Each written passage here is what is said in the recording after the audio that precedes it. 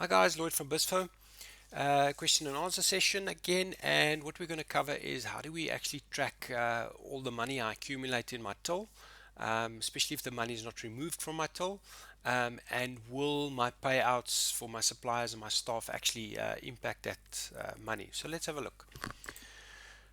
I see there's one open transaction. I'm just going to close that one because what I want to do is cash off. Before I do that, is what we're actually looking for is we're going to track our cash on hand.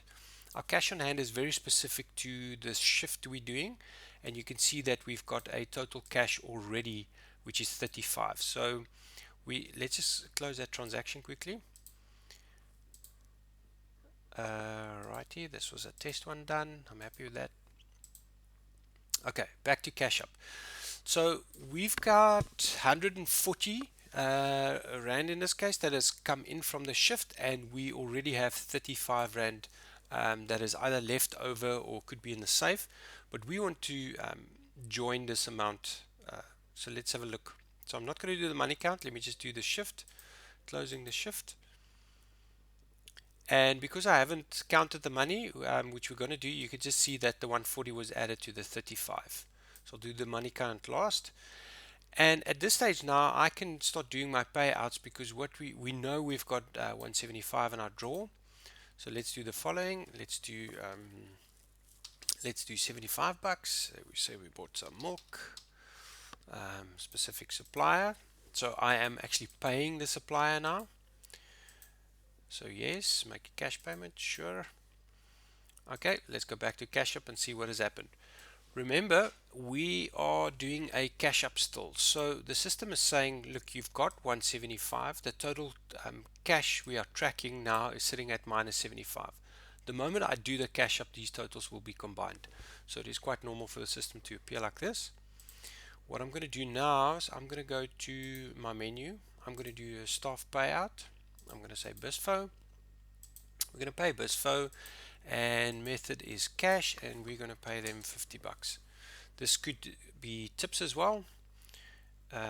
Let's call that tips just to make it a bit simpler, and we pay that out. Good. It asked me for what cash draw. Are you about to pay? Yes. Slip? No. So guys, this is not payroll. This is just a simple slip just to track it. Let's have a look at our cash up, what's happening.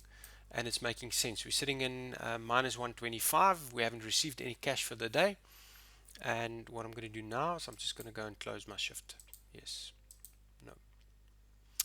Now these totals are going to be combined, and the money I'm left with is 50, which is still in the draw, which is 100% correct. And lastly, I just want to show you quickly. I'm just going to do a sale, and that is 45. Yes. And let's go back to our cash up. So what we're going to do now is the money count. So we got 45 that's in for this shift. If I click on my money count, you can see at the top it says count cash for the cash up, which is at 45 at the bottom. Or what you can do is, if your money is left in your cash drawer, you would actually want to count all your money. So I'm just going to move it to the side. So what it's doing at the bottom, it's now adding it as if it is sitting in one single location. And what we're going to do is let's count 90. Okay, so we're missing 5, and let's click on save. So we can see we are still short, and I'm going to close this shift.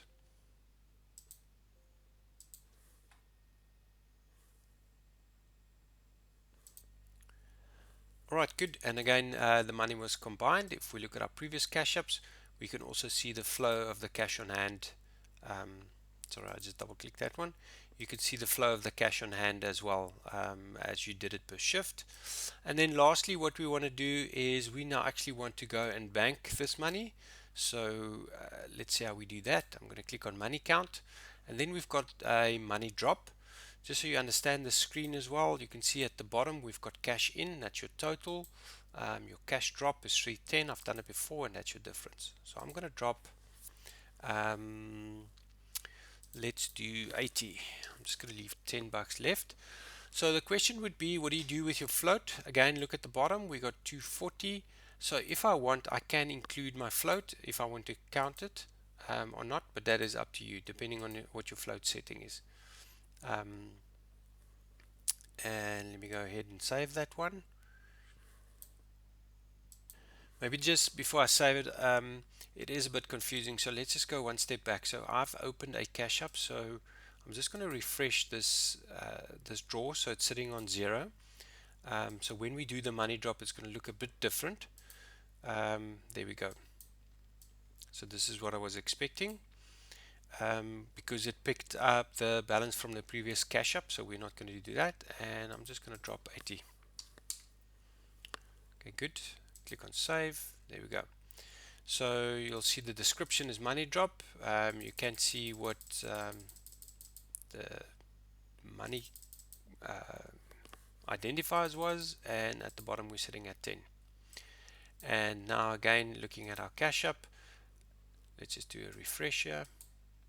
There we go. So we're sitting with 10 in the drawer, and now the cycle can repeat itself. And this is the money you can track on a weekly basis, or monthly, or however you need. And once you're ready to bank that money or use it as you see fit, the system will automatically just track that for you. Guys, that's it about money drops. More questions, please feel free to pop us a mail at info@bizzfo.co.za.